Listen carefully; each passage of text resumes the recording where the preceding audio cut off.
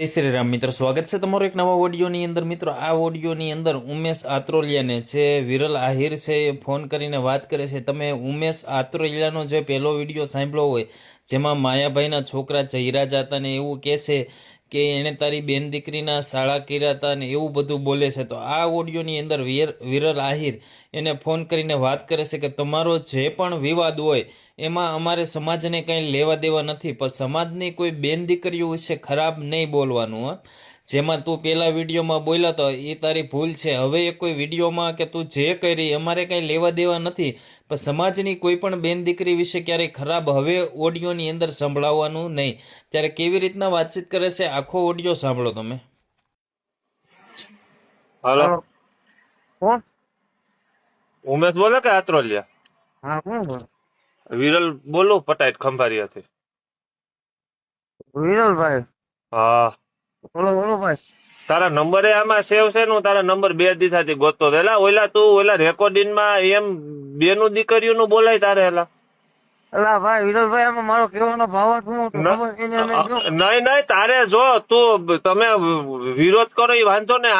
હું તારા નંબર મારામાં સેવ છે. અમે બધા કર્યો એમ નહીં. તારે ઉમેશ છે ને મારા ભાઈ, તું જી બોલી એ કઈ વાંધો નથી. તું બેનું દીકરીઓનું ન બોલતો એકેય નું, હો મારો ભાઈ.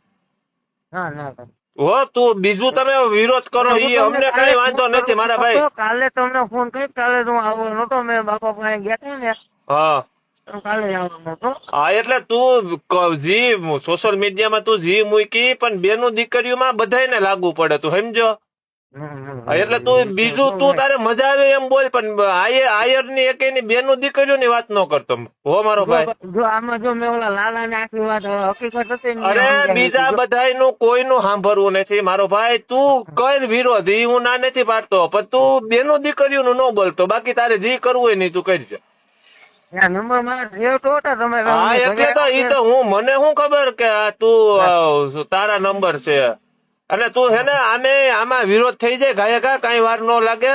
બેનું દીકરીઓનું ન બોલાય. ઈ તું જે કરશો એ વાંધો નહીં, તમારું સમાજ છે, પણ બેનું દીકરીઓનું ન બોલતો રેકોર્ડિંગમાં. હું કાલ ઓલું બોલ્યો ને ભાઈ કે ભાઈ ખરેખર સમાજ ને તું પાછા બીજો વિડીયોમાં એમ બોલશો ઉમેશ કે શેરતી કરી હોય તો હું એમાં ખરાબ એમાં ઈ તને ખબર હજી હું તો આખી વાત મારામાં છે વિડીયો. હું તને તારું ઇન્સ્ટાગ્રામ માં તું મને હાઈ લખીને મોકલ, હું તને મોકલું વિડીયો. જો મેં પેલું જે ફોન કર્યો એનું હું તમને વાત કરું. આ તો તારા નંબર આમાં સેવ હતા ને, એટલે હું ઉમેશ કઈ બોલ્યો ને. હું હકીકત થી ગાયર જ દેવાનો હતો સીધો.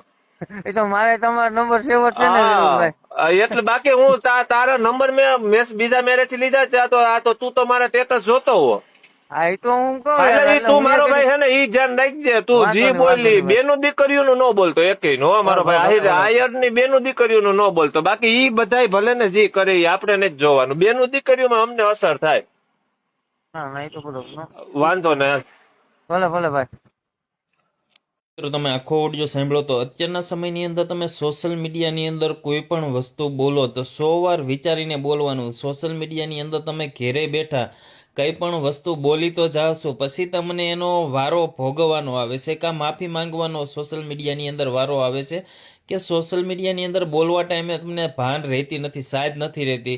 કેમ કે તમને ક્યારેક કોઈ કહેવાવાળું ન હોય, તમારી સામે કોઈ ન હોય, તો તમે જેમ ફાવે એમ બફાટ કરો છો.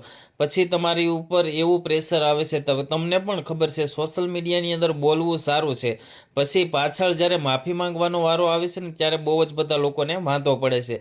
તો બધા લોકો માટે છે કે સોશિયલ મીડિયાની અંદર સામે બેસીને ગમે ત્યારે ગમે એવો બફાટ નહીં કરવાનો. કેમ કે તમને બધા લોકોને ખબર છે એનું પરિણામ શું આવે. તો તમે આખો આ ઓડિયો સાંભળો તો આ વિશે તમારું શું કહેવું છે કમેન્ટમાં લખો, વિડીયો શેર કરો, ચેનલમાં નવા હોય તો સબસ્ક્રાઈબ ફોલો કરો.